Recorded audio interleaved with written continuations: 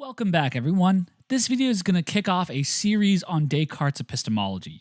Epistemology is just a fancy word that means about knowledge or relating to knowledge. So this video will help you understand Descartes' project by looking at it in his own words, relating it to some contemporary problems we face, and then distinguish between two stages of that project.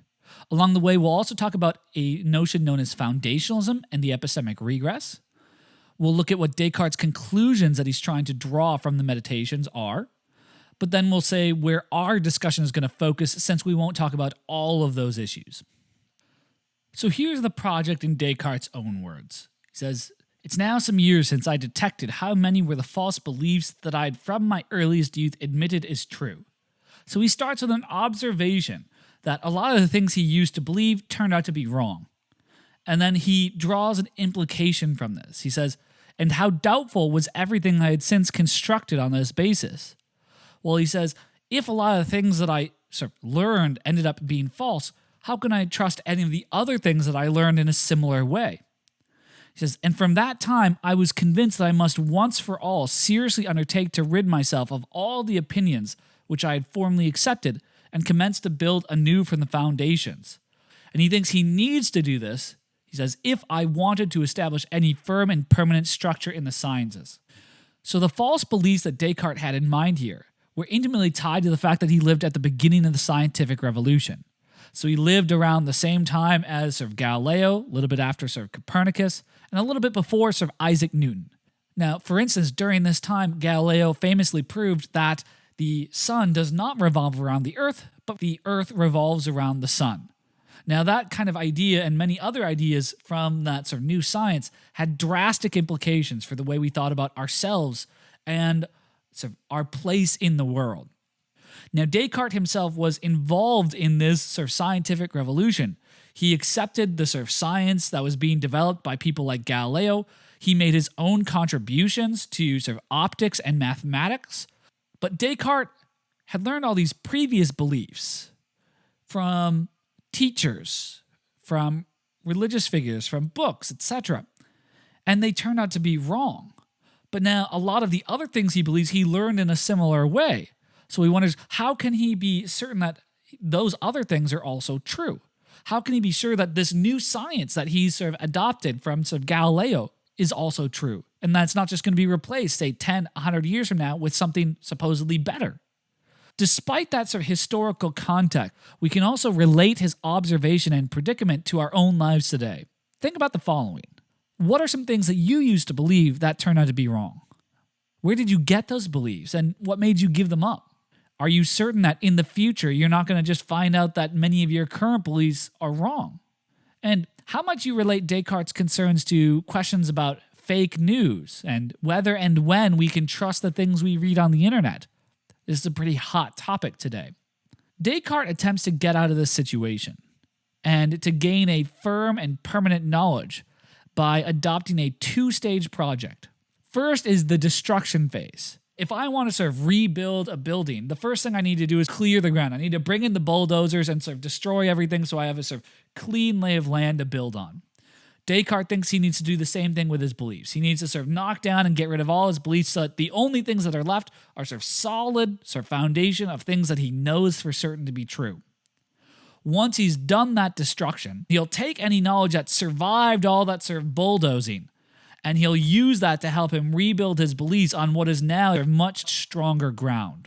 After going through the destruction and then rebuilding beliefs, Descartes hopes the reader will have reached various conclusions. So at the end of his 6 meditations, we're not going to read all of them, Descartes hopes that the reader is going to reach various conclusions about people and our knowledge and our place in the world. So the meditations are supposed to help the reader reach conclusions about what is a secure starting place for thinking about the world. Conclusions about the source of human knowledge. So where does our knowledge come from? Conclusions about God and science. The meditations are Descartes trying to defend Galileo's science at the time. So at the end of this project, at the end of the 6 meditations, we won't read all of them, Descartes hopes that the reader is going to reach various conclusions about people and our knowledge and our place in the world. Conclusions about the foundations of human knowledge. So where are good places to start our thinking about the world? Conclusions about the source of human knowledge. So where does our knowledge come from? He also thinks it teaches us things about God and science. So Descartes was using these meditations as a kind of hidden way of defending his commitment to Galileo's new science that was developing. It's also supposed to help us reach conclusions about the nature of human persons. So you've heard me and Descartes talk about the foundations of knowledge. Why might you talk that way? Well, we often support our beliefs by appealing to an argument from other beliefs that we hold. So if I hold a belief Z, you might ask me, well, how do I know that Z is true? And I might support my belief by trying to give an argument for it. I give you a premise Y, and I say, therefore Z.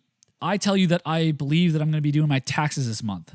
You say, why do you believe that? Because I do my taxes in February, and it's currently February. So I'm trying to support my belief that I'll be doing my taxes this month by appealing to these other beliefs that I do my taxes in February and that it is currently February.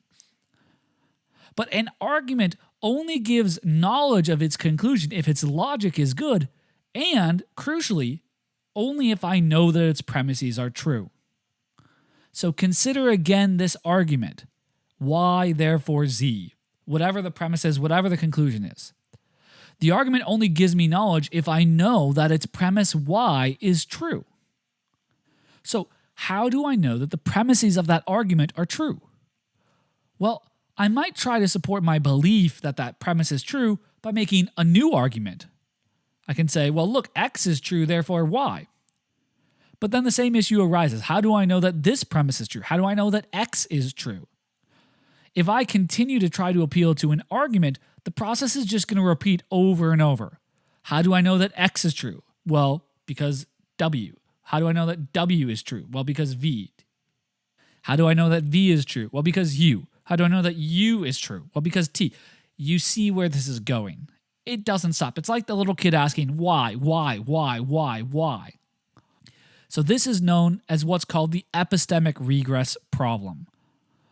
Once we start giving this sort of chain of beliefs to support other beliefs, it seems as if there's sort of three possibilities. Either our chain of beliefs just continues infinitely, or our chain of beliefs sort of circles back on itself. You say, how do you know A? And I say, well, because B. And then you say, well, how do you know B? And I say, well, because C.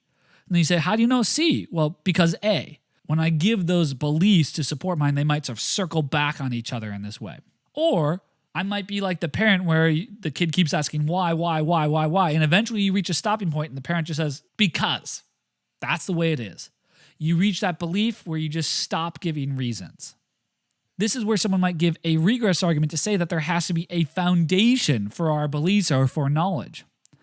That is, if we have any knowledge about the world, then either that knowledge has to come from an infinite chain of beliefs that we have, a circular chain of beliefs, or some foundational knowledge, some knowledge that does not require support from any of our other beliefs. We can't gain knowledge from an infinite chain of beliefs because we just can't go through an infinite amount of arguments. Also, a circle is not going to help us because you can't just sort of say, I know A because A. When you go in a circle, that's what you're doing. It looks like if humans have any knowledge, there needs to be some beliefs that sort of stand on their own, so to speak. So Descartes accepts that foundational picture and explains it with an architecture analogy. Every building requires a foundation to support it, and similarly, all our knowledge requires starting beliefs. But knowledge can't be built on just any random starting beliefs. So if the foundation of a building is insecure, then everything built on top of that foundation is also insecure. Similarly, if the foundations of our beliefs are arbitrary or just random guesses, every belief built on top of that foundation is also arbitrary, random, and just a pure guess. So if we want to actually have knowledge rather than just mere guesses, it seems like we need to figure out which beliefs can actually serve the function of a secure foundation or a strong starting point. However, this raises the question, how could we have any assurance that one of these starting beliefs is true if there's no argument to support it? Now, traditionally, there's two families of views regarding the source of human knowledge that might help answer this question. One is called empiricism, the other is called rationalism. So the empiricist view is that all our knowledge must ultimately be justified by sense experience. When someone keeps asking, how do you know? How do you know? How do you know? How do you know? In order to have knowledge, eventually you have to reach a belief that is justified by your sensory experiences, by what you see, hear, touch, smell, taste, etc. The rationalist view says that at least some of our knowledge is ultimately justified by our reason rather than sense experience. So when someone keeps asking, how do you know? How do you know? How do you know? How do you know? In order to have knowledge, eventually you have to reach a belief that's justified purely by using your thought or reason. At the beginning of the Meditations, Descartes starts with this idea that sense experience is currently the foundation of our beliefs. But when he starts with that assumption, he runs into a problem where he thinks this leads to skepticism, where he says if that's the foundation, he thinks it's not a strong foundation. And so we ought to look for a different foundation. And this, he thinks the solution is to go to rationalism and to use reason as the foundation of our beliefs rather than experience. Descartes believes that by using our reason correctly, we can then get knowledge about our own mind and even about God's existence and about the nature of God. This leads Descartes to the following ideas about how our knowledge works. We know our minds and God's existence better than anything else, according to Descartes. And he thinks these beliefs, since we know these best, need to serve as the starting point, the foundation for supporting any other knowledge we might get, including our knowledge of mathematics and science. So this is Descartes trying to reconcile, on the one hand, his scientific beliefs with his religious beliefs. How can you sort of put those beliefs together? Well, Descartes say they actually go well together when you rely on your reason to get your religious beliefs rather than relying on religious tradition or what the Catholic Church teaches. When you use your reason to arrive at those beliefs, those are the most secure, and then you can use those actually as a way to confirm that your mathematical beliefs and your scientific beliefs are going to be reliable. His trust in the science and mathematics is founded on his religious beliefs that he thinks are even more certain. Finally, Descartes also thinks that his reflections on these ideas will support the view that human beings are composed of two fundamentally different parts. He thinks people are composed of a physical body and an immaterial non-physical mind, or soul. We're not going to be looking in detail at all of these ideas in Descartes' Meditations. Our current discussion in this series of videos is going to focus on why does Descartes believe that sense experience doesn't provide a strong foundation for scientific knowledge? And why does Descartes believe that we know the mind better than the physical or material world? Later in the course, we're going to consider Descartes' reasons for believing that the mind is something immaterial or non-physical, but we're not going to do that quite yet. So that's all for this brief introduction to Descartes' project. See you in the next video.